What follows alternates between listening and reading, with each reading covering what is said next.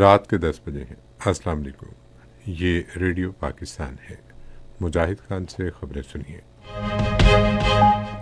اہم خبروں کا خلاصہ۔ وزیر اعظم نے قیمتی پتھروں کے شعبے کو بین الاقوامی معیار کے مطابق بنانے کے لیے قومی پالیسی لائے عمل کی منظوری دی ہے۔ نائب وزیر اعظم کل جدہ میں OIC وزرائے خارجہ کونسل کے غیر معمولی اجلاس میں شرکت کریں گے۔ وزیر خزانہ نے سرکاری اداروں کو مالی طور پر پائیدار راہ پر گامزن کرنے کے لیے حکومت کے عزم کا اعادہ کیا ہے۔ دمبولا میں پاکستان اور سری لنکا کے درمیان دوسرا T20 میچ بارش کے باعث منسوخ کر دیا گیا ہے۔ اور اب خبریں تفصیل کے ساتھ۔ وزیر اعظم محمد شہباز شریف نے قیمتی پتھروں کے شعبے میں اصلاحات اور اسے بین الاقوامی معیار کے مطابق بنانے کے لیے قومی پالیسی لائے عمل کی اصولی منظوری دی ہے۔ آج اسلام آباد میں ایک اجلاس کی صدارت کرتے ہوئے انہوں نے رواں سال کے لیے پالیسی لائے عمل کے تحت اقدامات پر عمل درآمد کو یقینی بنانے کی ہدایت کی۔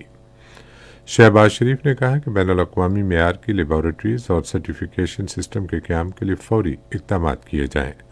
وزیر اعظم نے کہا کہ پالیسی لائے عمل میں بیرونی سرمایہ کاری کے لیے سازگار ماحول کی فراہمی کو اولین ترجیح دینی چاہیے۔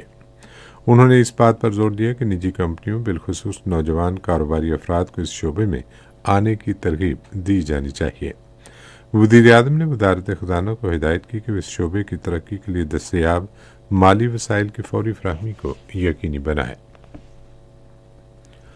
نائب وزیر اعظم اسحاق ڈار کل جدہ میں اسلامی تعاون تنظیم کی وزرائے خارجہ کونسل کے غیر معمولی اجلاس میں شرکت کریں گے۔ اجلاس میں اسرائیل کی جانب سے وفاقی جمہوریت صومالیہ کے نام نہاد علاقے صومالی لینڈ کو تسلیم کرنے کے اثرات پر غور کیا جائے گا۔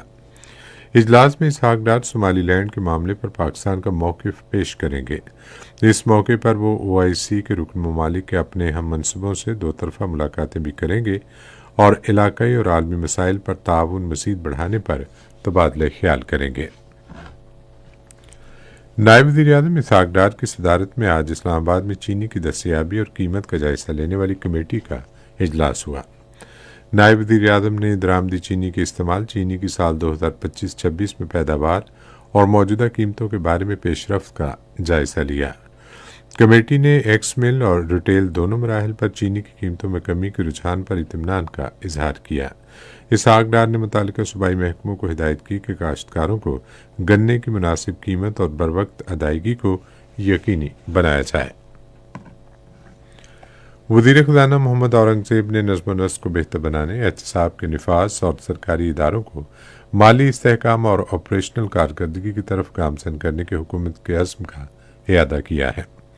وہ آج اسلام آباد میں سرکاری اداروں کے بارے میں کابینہ کمیٹی کے اجلاس کی صدارت کر رہے تھے۔ کابینہ کمیٹی کو مالی سال 2024-25 کے لیے تجارتی اور غیر تجارتی سرکاری اداروں کی سالانہ مجموعی کارکردگی کی رپورٹ پیش کی گئی۔ اس سے پہلے کابینہ نے بجلی کی مختلف کمپنیوں میں انڈیپینڈنٹ ڈائریکٹرز کی تقرری کی بھی منظوری دی۔ وزیر اطلاعات و نشریات عطا اللہ طاہر نے کہا ہے کہ مختلف گروپوں میں تقسیم پاکستان تحریک انصاف حکومت کے ساتھ مذاکرات میں سنجیدہ نہیں ہے۔ آج اسلام آباد میں نیوز کانفرنس سے خطاب کرتے ہوئے انہوں نے زور دیا کہ بات چیت ہونی چاہیے، لیکن پاکستان تحریک انصاف کو پہلے ریاستی اداروں کے خلاف اپنی منفی مہم ترک کرنی چاہیے۔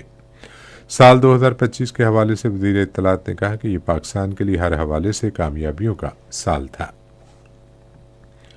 مارکہ حق میں پاکستان کی فیصلہ کن جیت کا تذکرہ کرتے ہوئے عطا اللہ طاہر نے کہا کہ اس حقیقت کی عالمی سطح پر تصدیق کی گئی کہ پاک فضائیہ نے 7 بھارتی لڑاکا طیارے مار گرائے۔